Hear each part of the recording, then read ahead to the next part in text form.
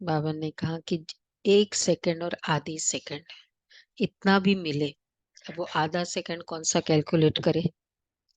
यहाँ से नीचे गए, नीचे जा रहे हैं, गाड़ी में बैठे, जो व्यक्ति को मोबाइल का वो होता है ना, क्या मैसेज आया, तो क्या करते, यहाँ से ऊपर सीढ़ी चढ़ते चढ़ते मुझे लगता है ऑन कर देते ना मोबाइल, सीढ़ी चढ़ते ऊपर यहाँ के, क्योंकि उतना भी टाइम नीचे तक पहुंचू, फिर बाद में ड्राइव करना पड़े, तो उतना टाइम यूज हो। इसको कहेंगे 1 घड़ी आधी घड़ी। तो क्या ऐसे आधी घड़ी हम याद में रह सकते? Stealing the time. तो बाबा यही फोकस करा रहे कि बच्चे याद में रहने की प्रैक्टिस। चलो बाबा के शब्दों में सुनते 27/11। मीठे बच्चे, दिन में शरीर निर्वात कर्म करो, रात में बैठ ज्ञान का सिमरण करो, बाप को याद करो, बुद्धि में स्वदर्शन चक्र फिराओ, तो नशा चढ़ेगा। तो 3 बातें हैं। दिन में शरीर निर्वाह अर्थ काम कर्म करो, पर उसमें भी बाबा ने पिछले हफ्ते का थीम हमारा क्या था? पिछले हफ्ते का साधन और साधना। तो शरीर निर्वाह अर्थ करते हुए भी साधना का बैलेंस, और रात में बैठ ज्ञान का सिमरण करो, और फिर बाप को याद करो, तो नशा चढ़ेगा। प्रश्न है, माया किन बच्चों को याद में बैठने ही नहीं देती है? अगर हम कहते हैं ना हो नहीं पाता है, जो भी रीजन है याद में, या तो अमृत वेले या पूरे दिन में भी हो नहीं पाता है, ये नहीं बोले हो नहीं पाता है। 2 स्टेटमेंट है, करना नहीं, दृढ़ संकल्प नहीं है फर्स्ट। दूसरा, माया नहीं करने दी, बजाय हो नहीं पाता ये नहीं बोले, बिकॉज इससे सॉल्यूशन मिलेगा। तो किनको याद में माया बैठने नहीं देती है? याद ही नहीं है, ताला बंद है। और जो भी हम कंप्लेन करते हैं, याद में नहीं आता है किसी की कंप्लेन, जिसकी भी कंप्लेन हो, क्या रीजन है? माया बलवान है। नहीं, माया बलवान नहीं, किनको माया करने नहीं देती? माया बलवान है या भगवान बलवान है? ये तो अपने भगवान को कमजोर कर दिया, माया बलवान है कह के।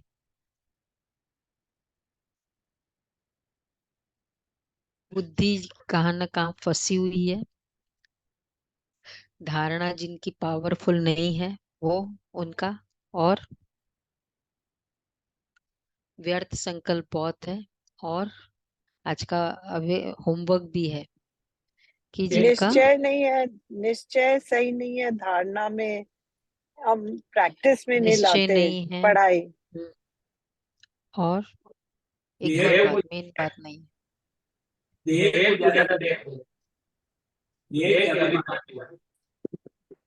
दिल और दिमाग देह में फंसी हुई है। हम्म, बाबा कहते जिनकी बुद्धि किसी न किसी में फंसी हुई रहती है, जिनकी बुद्धि को ताला लगा हुआ है, पढ़ाई अच्छी रीति नहीं पढ़ते हैं।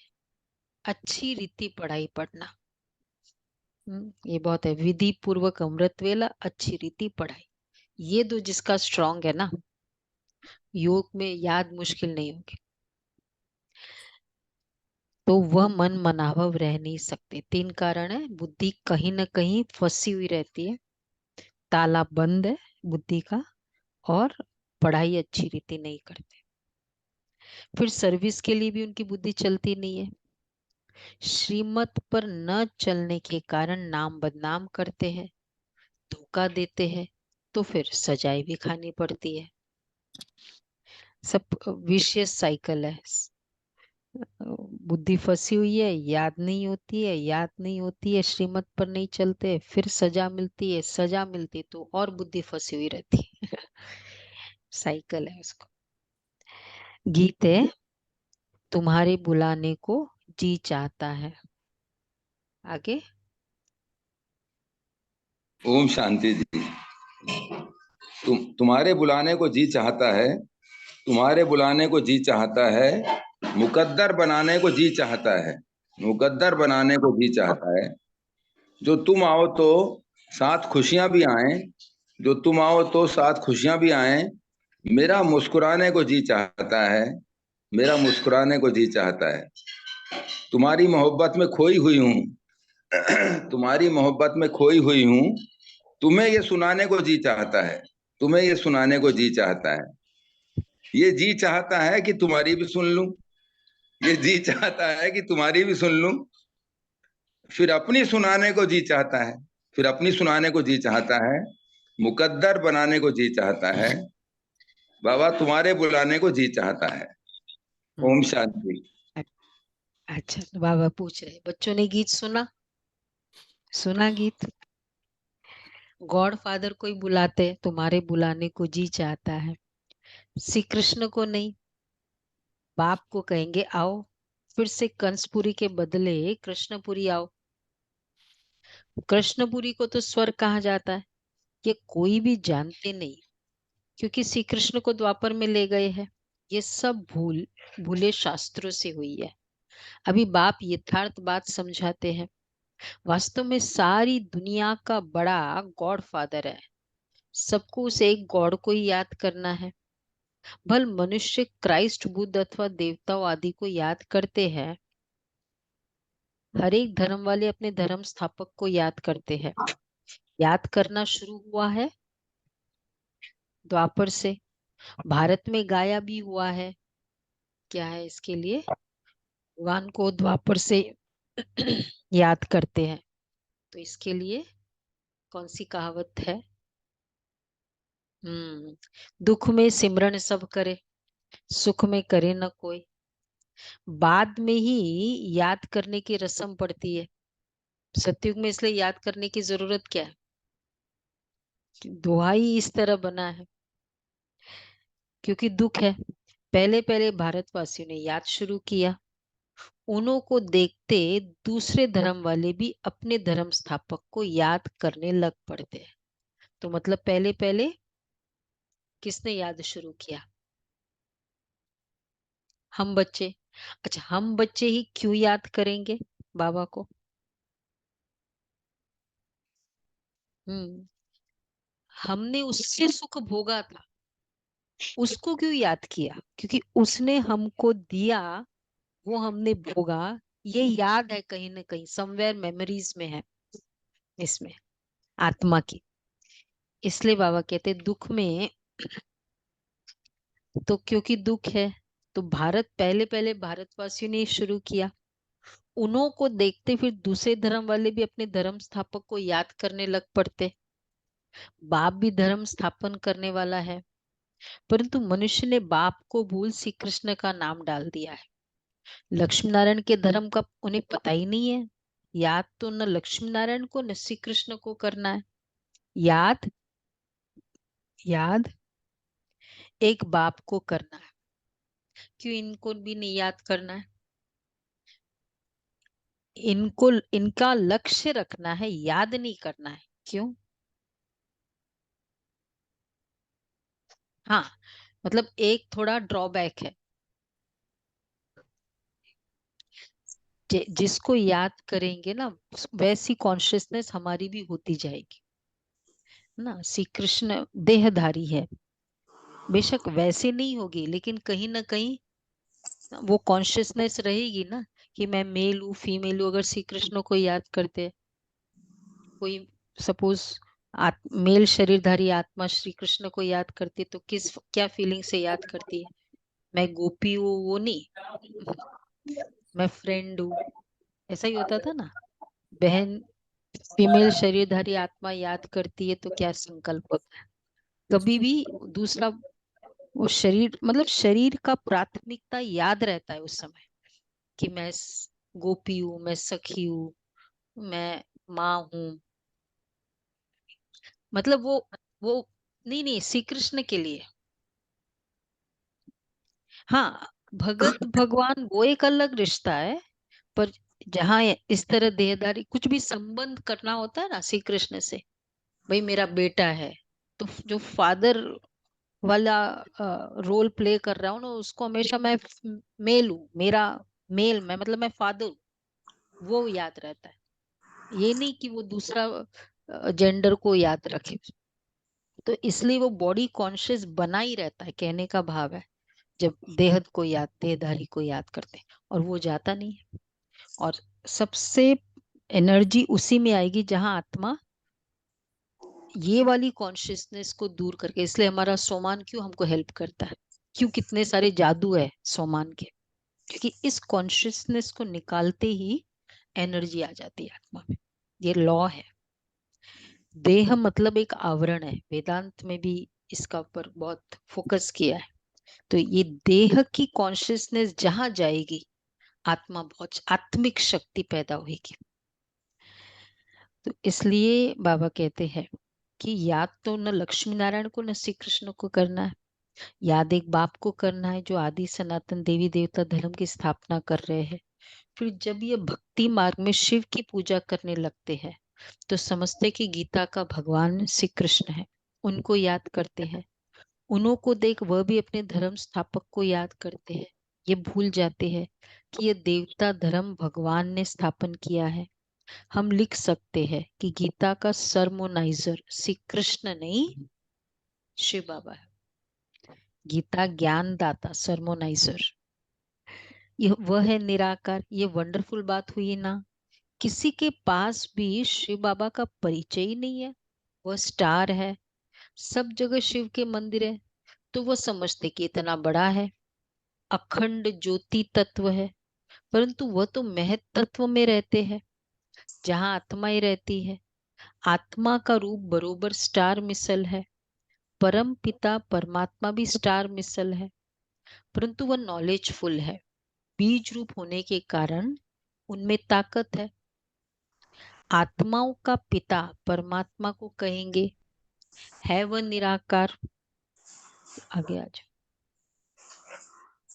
बाबा कहते है वह निराकार। मनुष्य को तो ocean of knowledge, ocean of love कह न सके, इसलिए समझाने वाले बच्चों में अथॉरिटी चाहिए। ओशन क्यों नहीं कह सकते मनुष्य को? हाँ, सुख, हाँ सुख देने वाला होगा, लेकिन सुख का सागर नहीं होगा। सागर मतलब गहराई, और दूसरा आखुट, खत्म नहीं होता है। जिसका प्यार 3-4 बार आज्ञा करे तब तक तो प्यार है, 3-4 बार नहीं भी करे तब तक भी प्यार है, लेकिन चौथी बार तो नहीं करेंगे। तो जो अखुट नहीं है, अथाह नहीं है, वो सागर नहीं। तो इसलिए समझाने वाले बच्चों में अथॉरिटी चाहिए, जिनकी बुद्धि विशाल हो। तुम सब में मुख्य है मम्मा। वंदे मातरम भी गाया हुआ है, कन्याओं द्वारा बाण मरवाए। अच्छा, अधर कन्या, कुंवारी कन्या का राज कहाँ है, ये भी तुमको पता है। कहाँ है नहीं, सिर्फ मंदिर से ही सिद्ध होता है। जगदम्बा भी कुंवारी कन्या का मंदिर कहाँ है? कन्याकुमारी ना।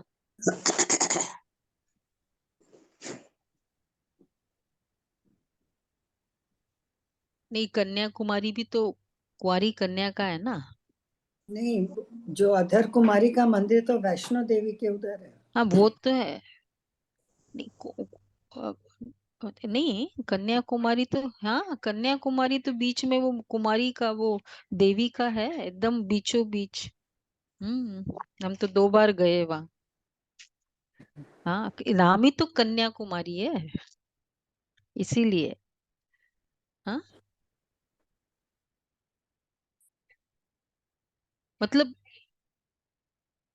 कन्याकुमारी, चलो जहां भी है तो सही। सिर्फ मंदिर से ही सिद्ध होता है। अच्छा, जगदम्बा भी बरोबर है। वैसे तो सारी देवियां क्या है, कुमारियां ही है। किसी का ये नहीं बताते युगल। जगदम्बा भी बरोबर है, परंतु वे जानते ही नहीं कि वह कौन है। बाप कहते, मैं ब्रह्मा मुख कमल द्वारा रचित और रचना के आदि मध्य अंत का राज बताता हूँ। ड्रामा में क्या है ये मनुष्य की बुद्धि में आना चाहिए। ये बेहद का ड्रामा है, इसके हम एक्टर हैं। तो ड्रामा के आदि मध्य अंत का राज बुद्धि में रहना चाहिए ना, एज एन एक्टर। पूरा रोल, पूरा ड्रामा का तो पता ही होना चाहिए ना, हर कोई एक्टर को पता होता है। जिनकी बुद्धि में यह रहता है उन्हें फिर बहुत नशा रहता है। कल का कौन सा पॉइंट है इससे कनेक्शन में? आदि मध्य अंत का राज बुद्धि में रहे, जिनकी बुद्धि में यह रहता है उन्हें बहुत नशा रहेगा। जो भी होना है, बाबा कहते अच्छा है, अच्छा है, ड्रामा है। तो अंत का राज क्या है? बेस्ट है। सारा दिन शरीर निर्वाह किया, रात को बैठ स्मृति में लाओ। अच्छा, ये ड्रामा का चक्र कैसे फिल लगाता है? ये ड्रामा कैसे चक्कर लगाता है? रात को याद करो। यही मन मना भव है, परंतु माया रात को बैठने नहीं देती है। एक्टर्स की बुद्धि में तो ड्रामा का राज रहना चाहिए ना, परंतु है बड़ा मुश्किल। कहाँ न कहाँ फंस पड़ते हैं। तो फिर बाबा भी फंसे रहेंगे। फंसे रहने के स्टेटमेंट्स क्या होंगे? वैसे तो बोल भी देते, मैं फंसी हुई हूँ। पूछते क्यों नहीं आए? फंसी हुई हूँ। मतलब एग्री कर रहे कि ये तो बोले ना स्टेटमेंट में कि नहीं बस अब निकलना है, नहीं मैं तो फंसी हुई हूँ, हाँ फंसा हुआ हूँ। तो फंसे रहने का बार बार मतलब नहीं निकल सकते हैं।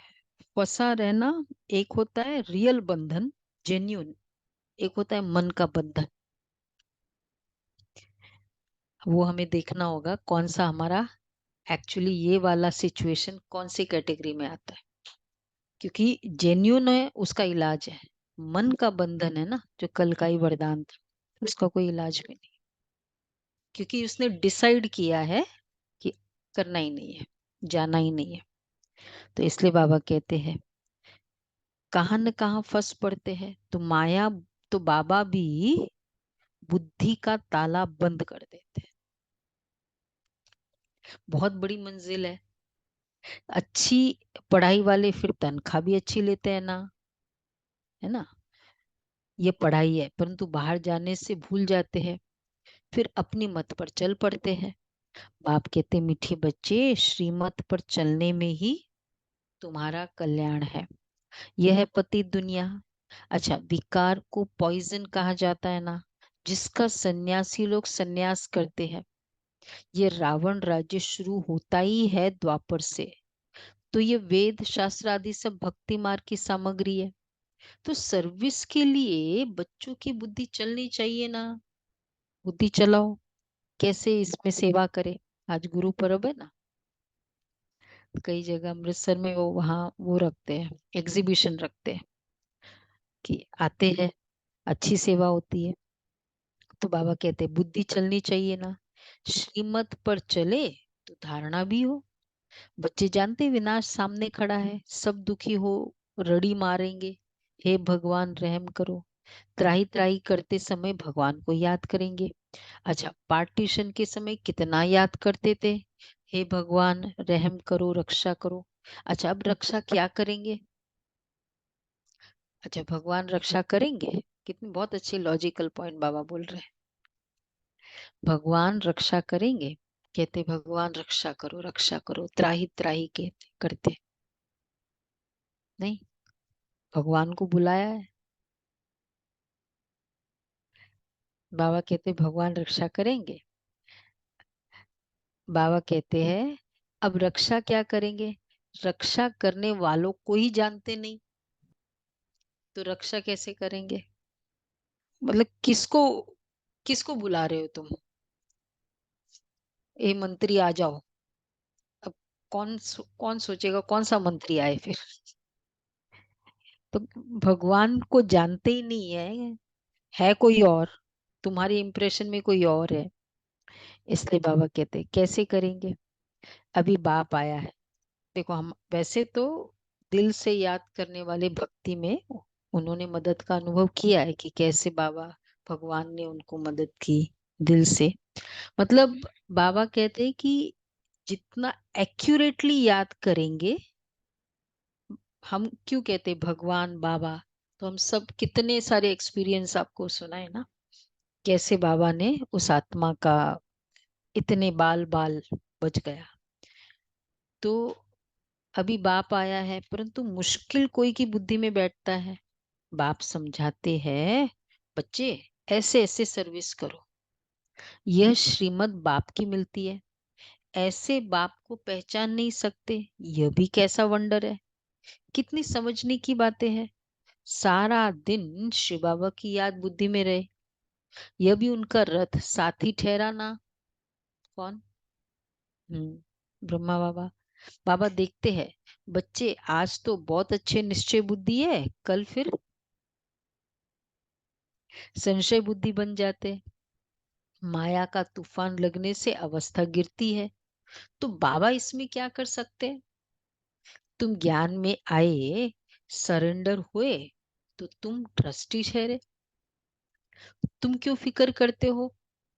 सरेंडर कर लिया अपने आप को, सरेंडर किया है, फिर सर्विस भी करनी है तो रिटर्न भी मिलेगा। अगर सरेंडर हुआ, देखो समर्पित हुए और सर्विस नहीं करता, तो भी उनको खिलाना तो पड़े। देखो यज्ञ का सेवा तो वो लेंगे, सरेंडर हुए, पालना तो यज्ञ से होगी। लेकिन अगर सेवा की नहीं, तो उन पैसों से ही खाते खाते अपना खत्म कर लेते हैं, सर्विस करते नहीं है। जो यज्ञ से सरेंडर होने के बाद जाने का रीजन क्या होता है? क्योंकि यूज कर रहे हैं अपने आप के लिए, उतनी जितनी हम पालना लेते हैं, अगर उतनी सेवा करते नहीं है, तो फिर क्या हुआ? बैलेंस नेगेटिव हो गया। तो इसका मतलब अब उनका यहाँ का हिसाब किताब कि जितना लिया उससे ज्यादा तो डेट हो गया। तो वो आत्मा फिर ऑटोमेटिक, वो संकल्प ही वैसे चलते हैं उनके, निकल जाती है यज्ञ से। तो इसलिए बाबा कहते सरेंडर तो सर्विस करते नहीं, इसलिए बहुत जिम्मेवारी होती है। समर्पित होना मतलब उतनी जितनी मैं सेवा लेता हूँ बाबा से, उतनी ज्यादा मैं सेवा करता हूँ। तुम्हें सर्विस करनी है मनुष्य को हीरे जैसा बनाने की, इसलिए सरेंडर में त्याग तपस्या ये बहुत चाहिए। क्योंकि अगर त्याग की फीलिंग नहीं है, तपस्या की अर्थात नींद का भी त्याग, अपने सुविधाओं का भी त्याग, ये त्याग की भावना चाहिए, सिंप्लिसिटी। क्योंकि जितना यूज करेंगे प्रॉब्लम नहीं है, ठीक है यज्ञ है यूज करो, या वेस्ट करेंगे, लेकिन वो बोझ आत्मा पे चढ़ेगा, इसलिए वो योग नहीं लगता। सेंटर पे रह कर भी अगर अमृत वेला नहीं हो रहा है, योग नहीं लग रहा है, नींद आ रही है, ये क्या प्रूफ? इससे सहज जीवन तो कुछ है ही नहीं ना, जो इसी वातावरण में सारा समय रहते हैं। लेकिन ये आत्मा का बोझ है जो ये करने, ये ये मुश्किल कर देती है। तो इसलिए बाबा कहते हैं तुम्हें सर्विस करनी है, तो उन हाँ तो उन पैसों से ही खाते खाते अपना खत्म कर देते हैं, सर्विस करते ही नहीं है। तुम्हें सर्विस करनी है मनुष्य को हीरा जैसा बनाने की, मुख्य बाबा की रूहानी सर्विस करनी है जिससे मनुष्य उच्च बने। सर्विस नहीं करते तो देखो, अगर सेवा नहीं करेंगे तो मतलब क्या होगा? सेवा लेंगे, सेवा नहीं करेंगे तो मतलब सेवा लेंगे, तो जाकर दास दासी बनेंगे। इसलिए कहते हैं ना, नथिंग इज फ्री। क्या बोलते हैं, फ्री लंच इज टैक्सेबल। सब कुछ, सबके टैक्सेशन है। अगर हमने सेवा ली, सेवा की नहीं, दास दासी बनेंगे। फिर करो वहां जाके। जो पढ़ाई अच्छा पढ़ते हैं उनका मान भी ऊंचा होता है। जो नापास होंगे वो जाकर दास दासी बनेंगे। बाबा कहते हैं, बच्चे मुझे याद करो और वर्षा लो। बस ये मन मनाभव अक्षरी राइट है। ओशन ऑफ नॉलेज कहते कि मुझे याद करो तो तुम्हारे विक्रम विनाश होंगे। ऐसे श्री कृष्ण कह न सके, बाप ही कहते हैं मामेकम याद करो और भविष्य राज्य पद को याद करो। ये राजयोग है ना, इससे प्रवृत्ति मार्ग सिद्ध होता है। ये तुम ही समझा सकते हो। तुम्हारे में भी जो सर्विसेबल तीखे हैं उन्हों को बुलाया जाता है। समझा जाता है कि यह होशियार हैंड है, बच्चों को योग युक्त बनना है। श्रीमत पर अगर नहीं चलते तो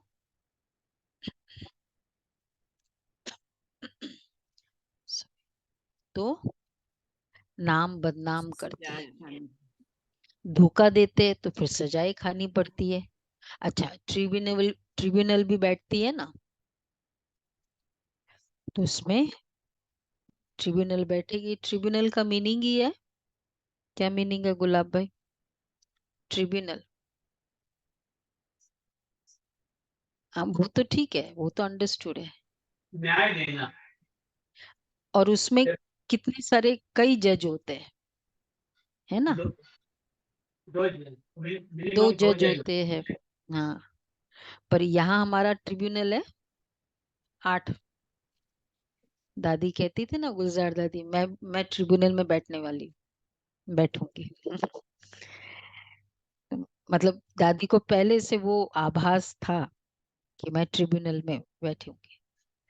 ग्रीन सिग्नल है ना उस आत्मा का। कोई भी विक्रम संकल्प में भी इस जन्म में नहीं रहा। 8 years old से दादी यज्ञ में आ गई, ऐसी आत्मा है। फिर बोलते थे ना, आशा बहन आशा दीदी सुनाते हैं तो वो दिल्ली, तो बोलते थे कि फिर दादी थोड़ा दिल्ली वालों का ख्याल रखना। तो दादी क्या कहती थी, उस समय मैं गुलजार थोड़ी रहूंगी। तो ट्रिब्यूनल भी बैठती है ना। अच्छा, रात्रि क्लास बच्चों को पहले पहले समझानी देनी है बाप की। बेहद का बाप ही हमको पढ़ाते हैं। गीता पढ़ने वाले श्री कृष्ण को भगवान कहते हैं। उन्हें समझाना है कि भगवान तो निराकार को कहा जाता है, देहधारी तो बहुत है। बिगर देह है ही एक, वह है उच्चते उच्च बाबा। ये अच्छी रीति बुद्धि में बिठाओ।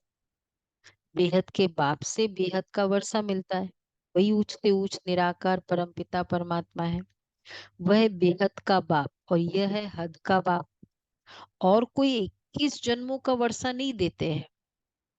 ऐसा भी कोई बाप नहीं जिससे अमर पद मिले। अमर लोक है सतयुग, यह है मृत्यु लोक। तो बाप का परिचय देने से समझेंगे, बाप से वर्षा मिलता है जिसको देवी स्वराज्य कहा जाता है। वह बाप ही देते हैं, वही पतित पावन गाया जाता है। वह कहते अपने को आत्मा समझ मुझ बाप को याद करो तो पाप कट जाएंगे। पतित से पावन बन पावन दुनिया में चलने लायक बन सकते हो। कल्प कल्प बाप कहते हैं मामेकम याद करो। याद की यात्रा से ही पवित्र बनना है। अभी पावन दुनिया आ रही है तो पतित दुनिया विनाश होनी है। तो पहले पहले बाप का परिचय दे पक्का कराना है। परमात्मा का परिचय क्यों परिचय देना जरूरी है? फर्स्ट हमारा, फर्स्ट खुद का परिचय और सेकंड हमारा फर्स्ट 2 चैप्टर्स तो मालूम है ना सबको, आत्मा और परमात्मा। क्यों ये परिचय इंपॉर्टेंट है? सबसे पहले किसी को बिठाते हैं, उससे सुनने के पहले परिचय देते हैं। ये स्टाइल है। नहीं तो जो वो बोलेगा उसका एक स्टैंपिंग हो जाती है ना, कौन बोल रहा है। तो इसलिए बाबा कहते पहले परिचय दो फिर बोलो। ये जो भी बोला जा रहा है उसने कहा मुझे, ऐसे बोलो। तो जब पक्का बाप को समझ जाए तो पहले पहले बाप का परिचय दे, पक्का कराना है। जब पक्का बाप को समझ जाए तब बाप से वर्षा मिले। ठीक है, तो 7 डेज कोर्स किया, वर्षा मिलेगा उनको। जब पक्का बाप को समझ जाए तब बाप से वर्षा मिले।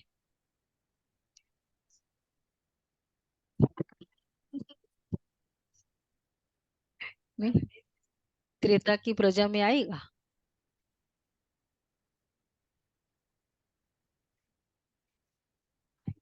33 करोड़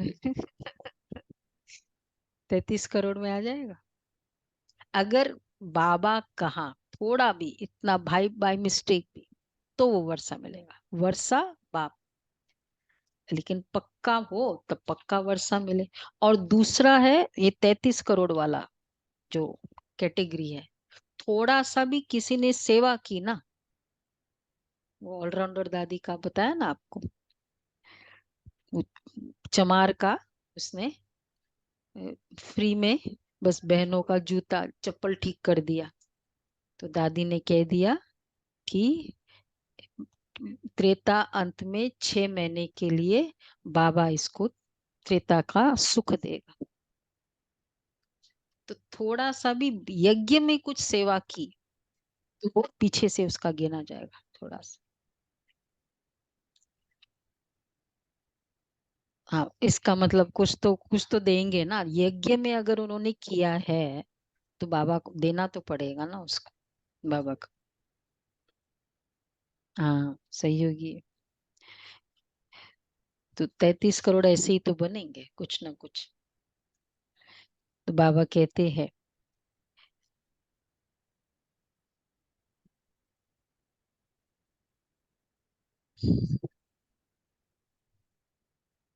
नहीं नहीं, वो तो फिर यहाँ वाले वो उस धर्म की आत्मा है, यहाँ की वो एक वैल्यू लेके जाएंगे उस तरह।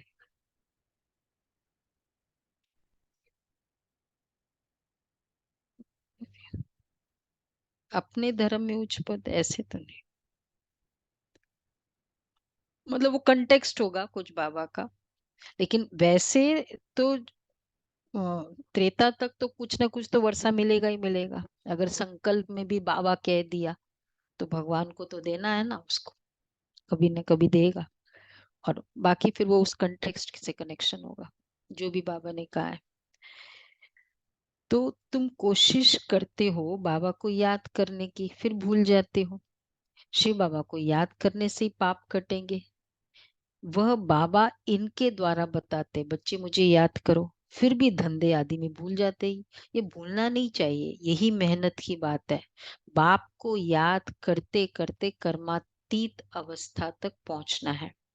कर्मातीत अवस्था वाले को कहा जाता है फरिश्ता। तो ये पक्का याद करो, कैसे किसको समझाए। पक्का निश्चय भी हो कि हम भाइयों को, आत्माओं को समझाते हैं। सबको बाप का पैगाम देना है। कई कहते बाबा के पास चलूं, दीदार करूं, चलो तुम्हारे बाबा का दर्शन कर लेते हैं, तुम्हारे बहनों के दर्शन करे या दादियों के दर्शन करे। तो क्या बोले उनको, आ जाओ, आओ करो, क्या बोले, भले आओ दर्शन कराने। हम कहते दृष्टि लो बाबा से, वो दर्शन बोलते हैं, मतलब उनके तो वो गुरुजी भी आते तो वो दर्शन ही बोलते हैं ना, हम कहते दृष्टि लो। परंतु इसमें दीदार आदि की तो बात ही नहीं है। भगवान आकर सिखलाते और मुख से कहते हैं, मतलब साकार में बाबा होते, इसमें दर्शन क्या है। मुख से कहते हैं तुम मुझ अपने निराकार बाप को याद करो। याद करने से सब पाप कट जाते। कहाँ भी धंधे आदि में बैठ घड़ी घड़ी बाप को याद करना है। लेकिन साकार में बाबा को थोड़ा भी अगर दर्शन के हिसाब से गए तो वो भी आत्मा, बाबा का बच्चा बाद में लेटर ऑन ये हमारे फरिश्ता फैमिली में पाहवा जी है आज आते हैं। तो साकार में ऐसे ही बाबा रजौरी में आए थे, तो जैसे होता है ना, कोई लेके गया, चलो देख दर्शन करने, तो दीदार करके आए। बस कुछ पता नहीं यंग थे, पर बाबा की दृष्टि तो पड़ी उनके ऊपर। अब वो बाबा के बाबा बाबा बाबा के पक्के बच्चे, मतलब ज्ञान प्यार बाबा से बहुत है, यज्ञ से बहुत है। तो ये पढ़ाई है ही मनुष्य से देवता बनने की। तो बाप ने हुक्म दिया है, भगवान आकर सिखलाते हैं, याद करने से ही सब पाप कट जाते हैं। कहाँ भी धंधे आदि में बैठे घड़ी घड़ी बाप को याद करना है। बाप ने हुक्म दिया है मुझे याद करो। निरंतर याद करने वाले ही डैश होंगे, डैश करेंगे या डैश होंगे। निरंतर याद करने वाले को, ऐसा हॉन्टिंग थॉट बाबा की चलती रहे चलती रहे। हाँ, विन करेंगे, कर्मातीत होंगे, विन करेंगे। याद नहीं करेंगे तो मार्क्स कम हो जाएंगे। ये पढ़ाई है ही मनुष्य से देवता बनने की, जो एक बाप ही पढ़ाते हैं। बाबा ने कहा ना, तो इसलिए आज भी भट्टी रखी है। कल भी थी ना भट्टी, 6:30 से 7:30, बहुत पावरफुल वातावरण होता है। बाबा कहते हैं निरंतर याद करो। तुम्हें चक्रवर्ती राजा बनना है, तो 84 जन्मों को, चक्र को भी याद करना है। कर्मातीत अवस्था तक पहुंचने के लिए मेहनत करनी है, वह अंत में होनी है। अंत कोई भी समय आ सकती है, इसलिए पुरुषार्थ लगातार करना है। नित्य तुम्हारा पुरुषार्थ चलता रहे। लौकिक बाप तुम्हें ऐसे नहीं कहेंगे कि देह के सभी संबंध छोड़ अपने को आत्मा समझो, शरीर का भान छोड़ मुझे याद करो तो पाप कट जाएंगे। ये तो बेहद का बाप ही कहते हैं, बच्चे मुझे एक को याद या एक के याद में रहो तो सब पाप कट जाएंगे, तुम सतो प्रधान बन जाएंगे। ये धंधा तो खुशी से करना चाहिए ना। भोजन खाते समय भी बाप को याद करना है। याद में रहने का गुप्त अभ्यास तुम बच्चों का चलता रहे तो अच्छा है, तुम्हारा ही कल्याण है। अपने को देखना है कि बाबा को कितना समय याद करता हूँ। याद का चार्ट देखो अपना, एक्चुअल मोमेंट्स ऑफ रिमेम्बरेंस कितने होते हैं। अच्छा, मीठे मीठे सिखी लचे बच्चों प्रति प्यार, गुड मॉर्निंग और बाप दादा का याद रूहानी किया, बाप नमस्ते, की, गुड मॉर्निंग, रूहानी बाप शुक्रिया की, बाबा, रूहानी प्यारा बच्चों को बाबा, नमस्ते। थैंक यू बाबा, हम रूहानी वाह बाबा रूहानी वाह, बाप दादा को याद थैंक यू बाबा, करते थैंक हैं। यू गुड मॉर्निंग, याद प्यार good thank you Baba, morning, शुक्रिया बाबा। बाबा, वाह थैंक यू बाबा बाबा, वाह। बाबा। सदमा सदम शुक्रिया बाबा। धारणा के लिए सार है, मनुष्य को हीरे जैसा बनाने की रूहानी सर्विस करनी है। मनुष्य को हीरे जैसा बनाने की रूहानी सर्विस करनी है। कभी भी संशय बुद्धि बन पढ़ाई को नहीं छोड़ना है।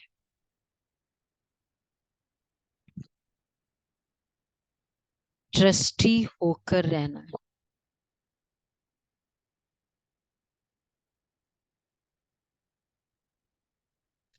दूसरा है, शरीर निर्वाह कर्म करते भी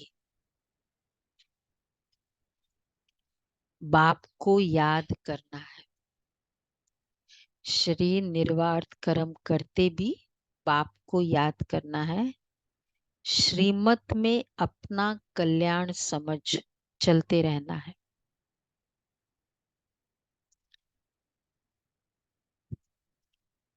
अपनी मत नहीं चलानी है।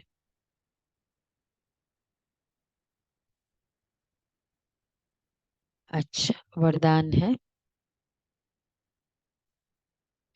मनसा और वाचा की शक्ति को यथार्थ और समर्थ रूप से कार्य में लगाने वाले तीव्र पुरुषार्थी भव। मनसा और वाचा की शक्ति को यथार्थ और समर्थ रूप से कार्य में लगाने वाले तीव्र पुरुषार्थी भव। तीव्र पुरुषार्थी अर्थात फर्स्ट डिवीजन में आने वाले बच्चे संकल्प शक्ति और वाणी की शक्ति को यथार्थ और समर्थ रीति से कार्य में लगाते हैं। देखो, फर्स्ट डिवीजन में आने वाले की निशानी, संकल्प शक्ति और वाणी की शक्ति को यथार्थ और समर्थ रीति से कार्य में लगाते हैं। वे इसमें लूज नहीं होते हैं। उन्हें ये स्लोगन सदा याद रहता है कि कम बोलो, धीरे बोलो और मधुर बोलो। उनका हर बोल युक्ति युक्त और योग युक्त होता है। तो बोल के सारे कैरेक्टरिस्टिक्स फर्स्ट डिवीजन वाले ये नोट करो। ये फर्स्ट डिवीजन के लिए क्या क्या रिक्विजिट है, कल बाबा ने 16,000 के लिए पूछ रहे थे ना बाबा, तो फर्स्ट डिवीजन वाले कैसे कैसे होंगे। योग संकल्प शक्ति वाणी की शक्ति को यथार्थ और समर्थ, फिर कम बोले धीरे बोले मीठा, योग युक्त युक्ति युक्त, आवश्यक बोली बोलते। फिफ्थ सिक्स्थ है, आवश्यक बोली बोलते, व्यर्थ बोल विस्तार के बोल बोलकर अपनी एनर्जी समाप्त नहीं करते। तो व्यर्थ बोल और विस्तार के बोल, व्यर्थ बोल और विस्तार के बोल। किसी को पूछा क्यों नहीं आए, कल है ना मैं वहां गई, फिर वहां से वहां गई, फिर वहां से वहां गई, फिर वहां। एक सार में मेन क्या था, ये विस्तार का दूसरे का भी माइंड एंगेज करा, अपना भी माइंड, अपने भी शब्दों को एंगेज किया, वो पूरा सीन रिक्रिएट किया। तो वेस्ट था ना विस्तार के बोल। तो इसलिए बाबा कहते हैं, तो 6 बात 7 हो गई ना बोल में।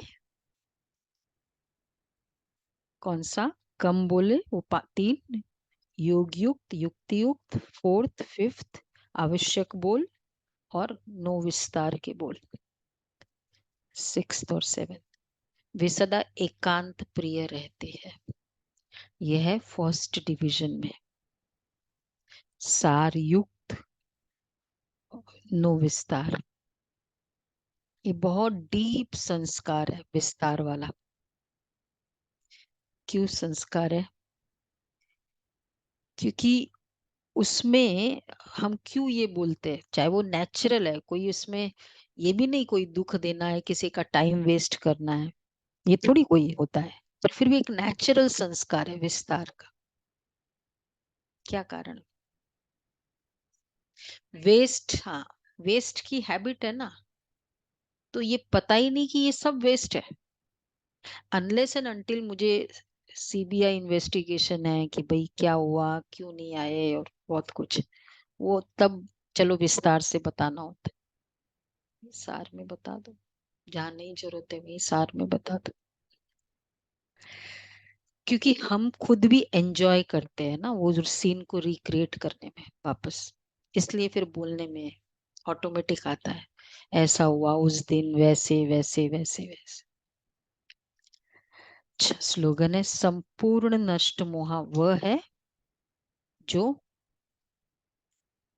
कितना अच्छा है, मेरेपन के अधिकार का भी त्याग कर दे। मेरेपन के अधिकार का भी त्याग कर दे, संपूर्ण नष्ट मोह। हमारी जो जो मेरेपन की कैटेगरी वाली चीजें है, एवरीथिंग, संबंध में मेरा बच्चा, मेरा युगल, तो मेरेपन के अधिकार का त्याग कर दे। मातेश्वरी जी के मन, मम्मा के महावाक्य, मन के अशांति का कारण है कर्म बंधन और शांति का आधार है कर्मातीत। वास्तव में ये मम्मा का पहले महावाक्य, वास्तव में हर एक मनुष्य की ये चाहना अवश्य रहती है कि हमको मन की शांति प्राप्त हो जावे। लाइट चलो करो, इसलिए अनेक प्रयत्न करते आए हैं, मगर मन को शांति अब तक प्राप्त नहीं हुई है। इसका यथार्थ कारण क्या है, अब पहले तो ये सोच चलना जरूरी है कि मन की अशांति की पहली जड़ क्या है। मन की अशांति का मुख्य कारण है कर्म बंधन में फंसना। जब तक मनुष्य इन 5 विकारों के कर्म बंधन से नहीं छूटे हैं, तब तक मनुष्य अशांति से छूट नहीं सकते। और जब कर्म बंधन टूट जाता है, तब मन की शांति अथवा जीवन मुक्ति को प्राप्त कर सकते हैं। विकार के कारण बंधन, बंधन के कारण अशांति। अब सोच करना है ये कर्म बंधन टूटे कैसे, और उसे छुटकारा देने वाला कौन है, ये तो हम जानते हैं। कोई भी मनुष्य आत्मा किसी भी मनुष्य आत्मा को छुटकारा दे नहीं सकती। ये कर्म बंधन का हिसाब किताब तोड़ने वाला सिर्फ एक परमात्मा है। तोड़ना है, सेटल करना है, क्योंकि जब तक सेटल नहीं होगा वो कैरी फॉरवर्ड होता रहेगा। तो वो नॉलेज बाबा देते हैं सेटल करने का। और सेटल करने का नॉलेज का मेथड है, दुख मिला मुझे आपसे, मुझे कुछ आपने दुख दिया, मेरे पैसे ले लिए, सेटल करना है। सेटल करना कैसे? अंदर वो चीज रखना, मतलब उसके कर्म बंधन को और बढ़ाना है, इसलिए वो सॉल्व ही नहीं होता है। छुटकारा दे दो इनसाइड से कि चलो पैसे लेकर गया, ठीक है, हिसाब किताब क्लियर हुआ। मतलब जो जो अगर लीगल एक्शन है वो एक अलग बात है, वो हम करेंगे उसका तो, बट इसके बावजूद भी कुछ नहीं हो रहा है। संकल्पों में दुख, ये तो चॉइस है ना। फिजिकल जो भी करना है वो एक अलग बात है। तो बाबा कहते ये कर्म, मम्मा कह रही ये कर्म बंधन का हिसाब किताब तोड़ने वाला सिर्फ एक परमात्मा है। वही आकर इस ज्ञान योग बल से कर्म बंधन से छुड़ाते हैं। इसलिए परमात्मा को सुखदाता कहा जाता है। जब तक पहले ये ज्ञान नहीं कि मैं आत्मा हूँ, असल में मैं किसकी संतान हूँ, मेरे असली गुण क्या है, जब यह बुद्धि में आ जाए तभी कर्म बंधन टूटे। अब यह नॉलेज हमें परमात्मा द्वारा ही प्राप्त होता है। गोया परमात्मा द्वारा ही कर्म बंधन टूटते हैं। अच्छा, ओम शांति। तो ये थी मम्मा के महावाक्य। तो व्यक्ति इशारे।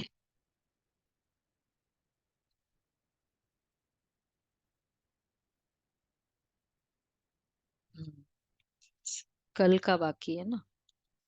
बाप की आज्ञा है बच्चे, तन मन धन और जन, इन सब को बाप की अमानत समझो। जो भी संकल्प करते हो पॉजिटिव हो, पॉजिटिव सोचो, शुभ भावना के संकल्प करो। बॉडी कॉन्शियस के मैं और मेरेपन से दूर रहो। यही 2 माया के दरवाजे हैं। संकल्प, समय और श्वास ब्राह्मण जीवन के अमूल्य खजाने हैं। इन्हें व्यर्थ नहीं गवाओ, जमा करो। ऐसे आज्ञाकारी बच्चे को माता पिता की दुआएं मिलती है।